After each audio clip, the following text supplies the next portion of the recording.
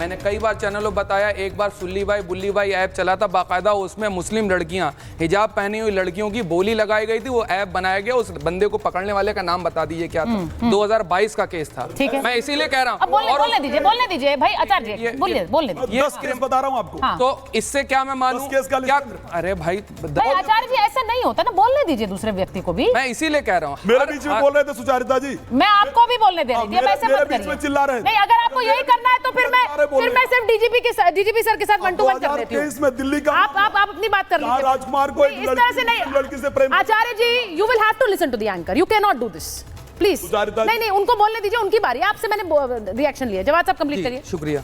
मैं इसीलिए कह रहा हूँ, हर समाज के अंदर जो है कट्टरवादी मानसिकता के लोग होते हैं, वो हर एक धर्मों में होते हैं। हाँ। देश को इस वक्त खतरा जो है वो कट्टरवाद की मानसिकता से है। हाँ। चाहे वो हिंदू धर्म में हो, चाहे वो मुस्लिम धर्म में हो, चाहे सिख धर्म में हो, हाँ। चाहे क्रिश्चियनिटी में हो। हाँ। देश को लड़ने की जरूरत है कट्टरता से, और राजनीतिक तौर पे इसका फायदा कोई ना उठा ले, ये हमको समाज को तय करने की जरूरत है। अगर समाज जागरूक होगा कट्टरता के खिलाफ, कल से जो है नागपुर के कार्यालय के अंदर ताला पड़ने जा रहा है। पर जवाद साहब, आप ये कहते हैं, आप बार बार बीजेपी पर तो आरोप लगाते हैं कि बीजेपी करवा रही है, आजकल पता नहीं समाजवादी पार्टी को लेकिन दूसरी तरफ, अच्छा ठीक है, बोल लिया आपने, लेकिन दूसरी तरफ सुनिए, नहीं एक मिनट विवेक जी, लेकिन दूसरी तरफ मुस्लिम वोट बैंक को देखकर भी कुछ पार्टियां रिएक्ट नहीं करती, ये भी हकीकत है, ये हकीकत है। इसके बारे में बोलिए, इसके बारे में बोलिए। आप नहीं बोलते हैं, आप नहीं बोलते। ईद पे मुसलमानों के घर से खाना आता था, आदरणीय प्रधानमंत्री जी ईद पर मुसलमानों के घर से आता था खाना, इससे बड़ी चीज और क्या चाहिए? ठीक है, हमने संबल से लेकर, ईद से लेकर, नमाज से लेकर, हिंदू मुस्लिम एकता और उसके बीच में खाई की बात सब कर ली हमने, धर्मांतरण की बात नहीं की। अब मैं डीजीपी सर के पास आ रही हूँ। DGP sir wanted to speak. DGP sir, आपने सारा मत सुना, और मुझे ऐसा लगता है कि कानून को लेकर, कानून में जो लूप होल्स हैं उन्हें भी हमने एड्रेस करने की कोशिश की है कि नहीं की है? हमने बिल्कुल उसको कोशिश की नहीं की, उससे बहुत कामयाबी भी प्राप्त हुई है।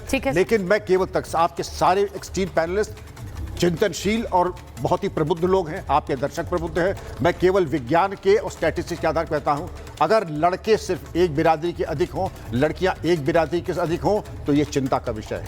अगर बॉर्डर के एरिया में डेमोग्राफी बदलने के लिए आपके मिडिल ईस्ट से पैसे आ रहे हैं, वो भी सैकड़ों करोड़ में, ये चिंता का विषय है। और छांगुर के बारे में अगर चर्चा होती है, उसकी आलोचना न करके कहते हमारे मजहब में इसकी इजाजत नहीं, तो अपने मजहब से उसको बेदखल करके दिखा दीजिए। एक बार कह दीजिए इसको इस्लाम से खारिज करते हैं, वो भी कह दीजिए, और ये भी कह दीजिए छांगुर को हम फांसी दिलवाएंगे ऐसे पापात्मा को, लेकिन तब कंठ अवरुद्ध हो जाता है, तब आपकी बोली नहीं फूटती है। मैं चाहूंगा आज कम से कम आज जितने पैनलिस्ट हैं कह दें, छांगुर ऐसे देशद्रोहियों को, पापियों को सरे बाजार चौराहे पर फांसी मिलनी चाहिए कानून की परिधि में। हाँ, बोलिए। देखिए, ये बात तो मैं पहले कह चुका हूँ, आपने कहा है कि उसे फांसी होनी चाहिए, बिल्कुल, उससे धर्म से खारिज करने का अधिकार हम में से किसी को नहीं है, तो हम कैसे कहते हैं? भाटी जी कह रहा हूँ जो उसके बचाव में पावर ही नहीं है। डीजीपी सर, भाटी जी चाह रहे हैं, बचाव नहीं करना चाहिए ऐसे नहीं, भाटी जी चाह रहे हैं एक सर्टिफिकेट आपने सिर्फ श्रीवास्तव जी को क्यों दिया है, उन्हें भी दीजिए। सिर्फ वही एक शरीफ है क्या? भाटी जी ने कहा बिल्कुल सही है। अब फिर साथ में बोल रहे हैं सब।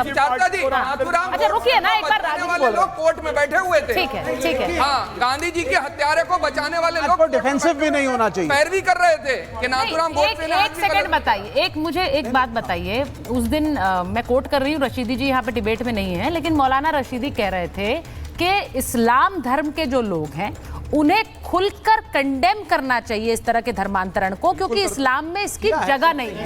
अब मैं जब ये इसलिए बोल रही हूँ, ये यहाँ नहीं है, लेकिन उन्होंने जब ये स्टैंड लिया, ये बड़ा इंपॉर्टेंट है। जिस समाज में कुछ गलत हो रहा हो, उधर से ही आवाज उठने की जरूरत है। प्रोफेसर रागी साहब, सुचरिता, बोलिए। सुचरिता, ये बोलना बड़ा अच्छा लगता है।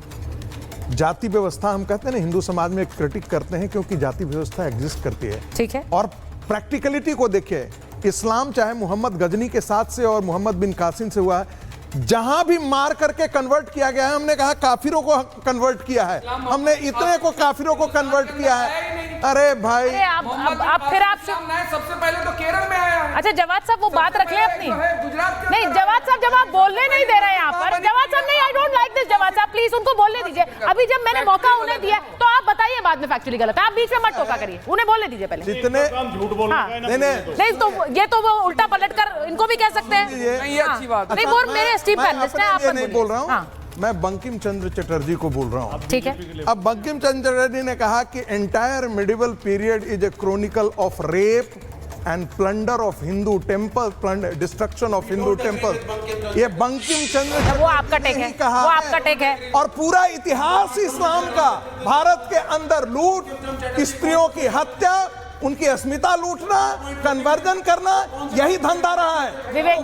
वो उसको कभी इस्लाम से खारिज नहीं किया गया।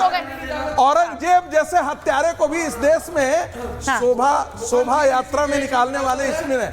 मुगल इस देश का नहीं है। मोहम्मद बिन कासिम से लेकर के ये सारे मुगल, ये सब आक्रांता की औलादे हैं और उनको जो मानते नहीं वो एजेंडा है, वो अच्छा देखिए एजेंडा है, वो बोल सकते हैं। ये डॉक्टर अंबेडकर भाई सुनिए। अच्छा भाटी जी मैं आपको 10 सेकंड दे रही हूँ। भाटी जी आप बोलिए। बंकिम चंद्र चटर्जी उपन्यासकार थे, उन्होंने उपन्यास लिखे। इन्हें उपन्यासकार और इतिहासकार में फर्क ही पता नहीं है। वो लीगल उपन्यास को इतिहास समझ के पढ़ते हैं। नहीं तो अगर वो उपन्यास को कोट कर रहे हैं। नहीं, तो अगर उन्होंने कुछ लिखा है, वो लीगल एक्सपर्ट भी थे। वो लीगल एक्सपर्ट थे ब्रिटिश। अरे होंगे, लेकिन आप उसे उपन्यास को कोट कर रहे हैं। इतिहास। अच्छा ठीक है, फ्री फॉर ऑल नहीं हो रहा है। एक मिनट रुकिए रागी साहब, एक मिनट।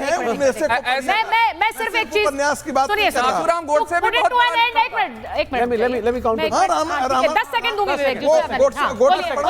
जल्दी बोलिए। रुकिए एक मिनट भाई, विवेक जी बोलिए। क्या इस देश। अच्छा प्रोफेसर आगे एक second, let him speak 10 seconds to him. 10 second. हाँ, इस देश की विरासत में मुगल भी हैं, स्लेव डायनेस्टी के लोग भी हैं, लोधी डायनेस्टी भी है, उनका भी सब हमारे लिए गंगा जमुनी तहजीब है। आपको एक दूसरे को टॉलरेट करके कॉन्स्टिट्यूशन में रिस्पेक्ट देना पड़ेगा। वो तुम्हारे पूर्वज होंगे। पूर्वज की बात नहीं होती, कोई पूर्वज की। ठीक है, मैं यहीं पे खत्म कर रही हूँ। मुझे बस एक लास्ट वर्ड डीजीपी सर मैं चाहती हूँ आपका हो, क्योंकि मैं यहाँ पर इसे एक कानूनी समस्या देखकर डिबेट कर रही थी।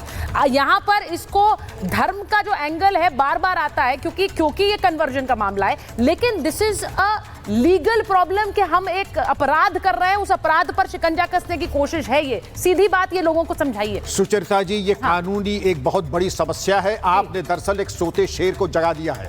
जो धर्म की दुकानें चला रहे हैं, मेरा उनको चेतावनी है, मशवरा समझ लें, नसीहत समझ लें। आप अपने धर्म की वाड़ में रहिए, और अगर आपने किसी को उकसाने की कोशिश की, कानून अपने हाथ में लिया, तो जैसे छांगुर की जो दुर्दशा हुई है, या और ऐसे राम रहीम की हुई है, या और ऐसे रामपाल आदि की हुई है, आपकी भी होने वाली है। आप अपना धर्म का प्रचार कीजिए, लेकिन कानून और संविधान की परिधि में रहते हुए। उससे आगे आपने बड़े लक्ष्य पार की, तो आप